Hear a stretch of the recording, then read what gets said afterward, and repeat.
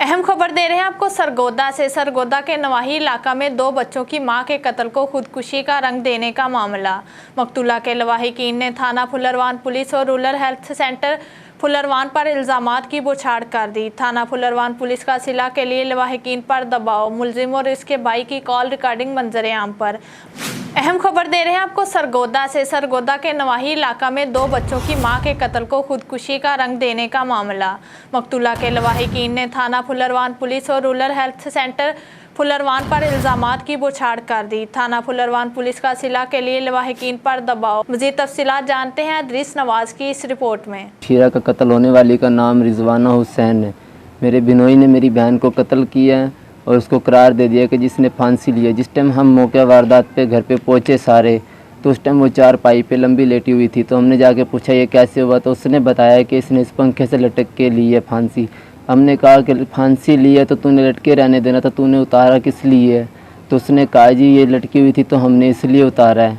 लेकिन हमने जिस टाइम उससे पूछा कि किसने क्यों ली है, कहता जी मुझे तो पता नहीं है, मैं तो दवाई लेने के लिए गया था। लेकिन दवाई लेने के लिए वो नहीं गया था, दवाइयाँ तो पहले से घर पे मौजूद होती हैं सिर दर्द की। लेकिन उसने कत्ल का वो दिया है उसको नज़रिया करार। फिर उसके बाद हमने 15 पे कॉल की है, पुलिस आई है। पुलिस आने के बाद मैडम आई है भलवाल वाली, उन्होंने आके देखा है कि ये कत्ल है, खुदकुशी नहीं है। पंखे का साइज़ भी लिया, पूरे कमरे की उन्होंने जांच पड़ताल की, उन्होंने भी यही कहा कि ये कत्ल है। लेकिन अभी अस्पताल आए हैं, अस्पताल आने के बाद 7100 रुपये का सामान लेकर आए हैं हम बाहर से, सरगोदा से। ठीक है, बलवाल से जो सामान मिला हमने वो बलवाल से लिया, बाकी हमने सरगोदा से लिया। एक जो सी 3.5 इंच लंबी पट्टी है जो सी वो फैसलाबाद से हमने मंगवाई है। हम गरीब आवाम इतना अफोर्ड नहीं कर सकते। जितना भी हुआ हमने मोहल्लेदारों ने हमारे इमदाद की है, हमने सारों ने पैसे इकट्ठे करके पोस्टमार्टम करवाया है। अभी हम रिपोर्ट लेने के लिए जाते हैं पोस्टमार्टम की, तो वो कहते हैं कि थाने से जाके ले लो। थाने वालों के पास जाते हैं तो वो कहते हैं कि आपकी पोस्टमार्टम रिपोर्ट अस्पताल में आ गई है, वहाँ से जाके ले लो। लेकिन दूरे शवार भी जो सी है वो आमना के साथ मिली हुई है। आमना दाई जो सी है वो 40 साल से यहाँ पे काम कर रही है इस अस्पताल में।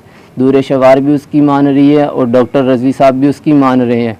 हमारी बिल्कुल भी नहीं सुनते हैं वो।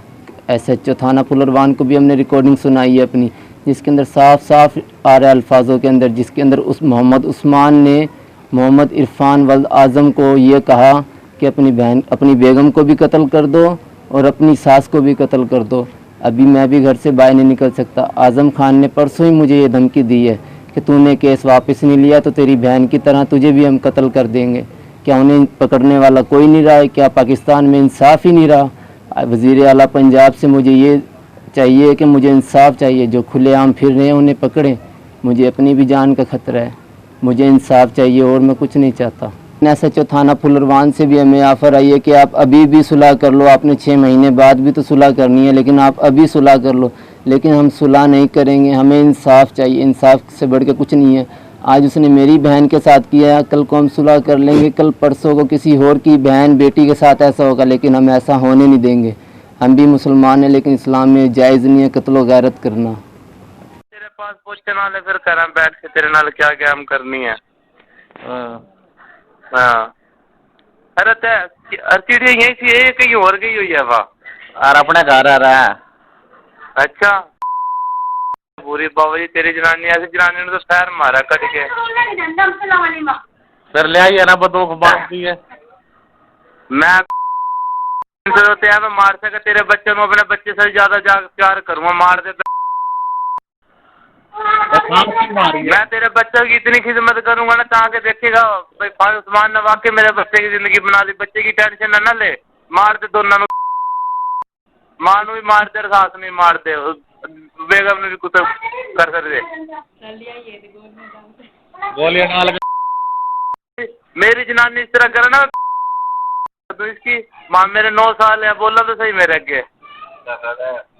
ये बैठा देख एक बड़ा साला देख, इसके सामने गालियां बकरा कुछ कह के तो दिखावा मैनू यार। मेरी बेटी के साथ बहुत ज्यादती हुई है।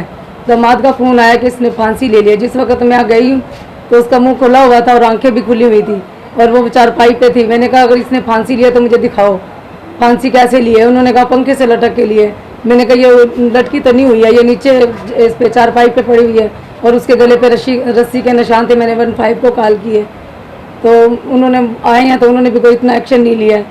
अस्पताल वालों ने भी मेरे साथ नहीं ताउन किया इतना।